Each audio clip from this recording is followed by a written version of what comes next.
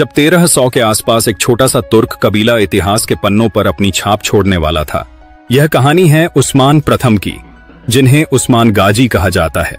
एक साहसी योद्धा, एक दूरदर्शी नेता, जिसने अनातोलिया की धरती पर उस्मानी साम्राज्य की नींव रखी। उनके साहस, उनकी कूटनीति और उनकी गाजी भावना ने एक छोटे से कबीले को विश्व के सबसे शक्तिशाली साम्राज्यों में से एक में बदल दिया। तो चलिए शुरू करते हैं। 1300 के दशक का वह दौर था जब दुनिया तेजी से बदल रही थी।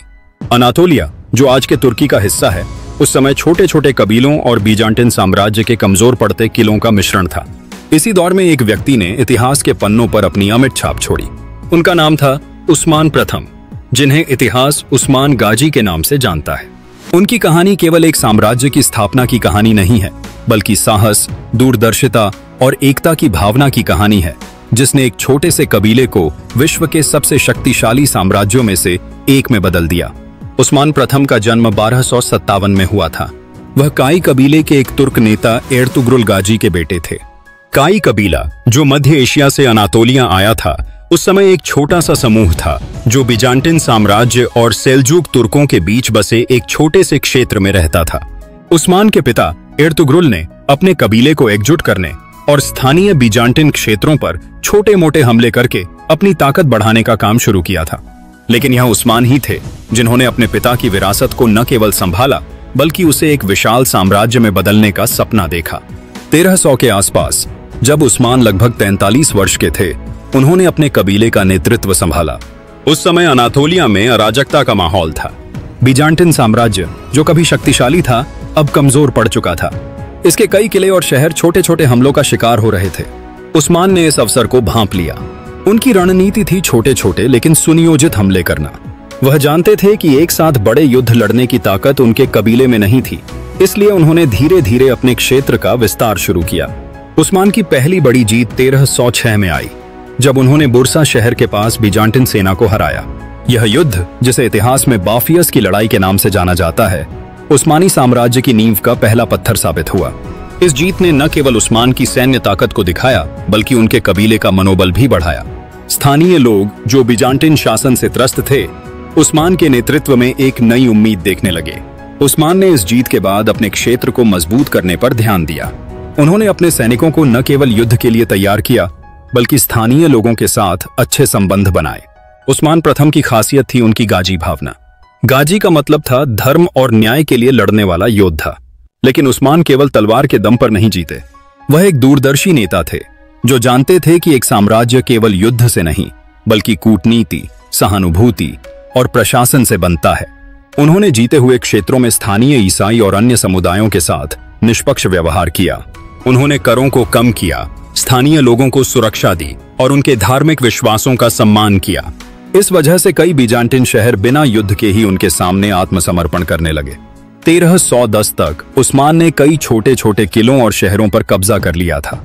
इनमें बुरसा, निकिया, आज का इज़्निक, और निकोमीडिया, आज का इज़मित, जैसे महत्वपूर्ण शहर शामिल थे। ये शहर न केवल रणनीतिक दृष्टि से महत्वपूर्ण थे, बल्कि व्यापार और संस्कृति के केंद्र भी थे। उस्मान ने इन शहरों को अपने साम्राज्य का आधार बनाया। उन्होंने वहां मस्जिदें, बाजार और स्कूल बनवाए, ताकि लोग उनके शासन को एक नई शुरुआत के रूप में देखें।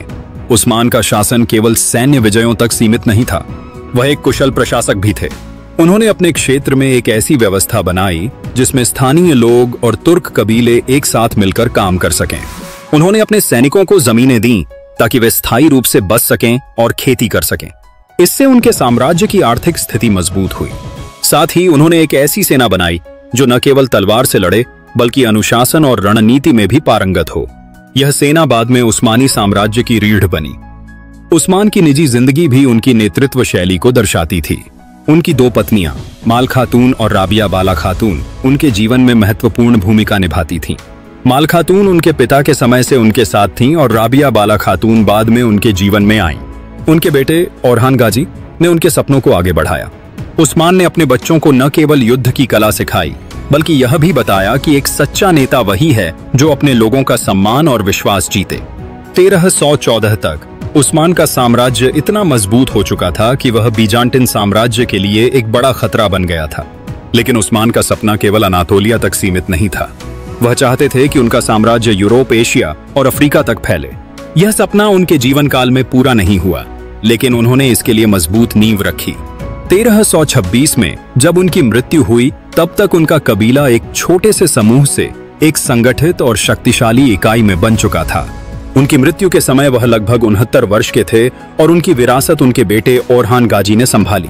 ओरहान ने अपने पिता के सपनों को और विस्तार दिया। उन्होंने बुरसा को उस्मानी साम्राज्य की पहली राजधानी बनाया और वहां से साम्राज्य का विस्तार किया। लेकिन उस्मान प्रथम की सबसे बड़ी देन थी उनकी वह नींव, जिसने उस्मानी साम्राज्य को सदियों तक जीवित रखा।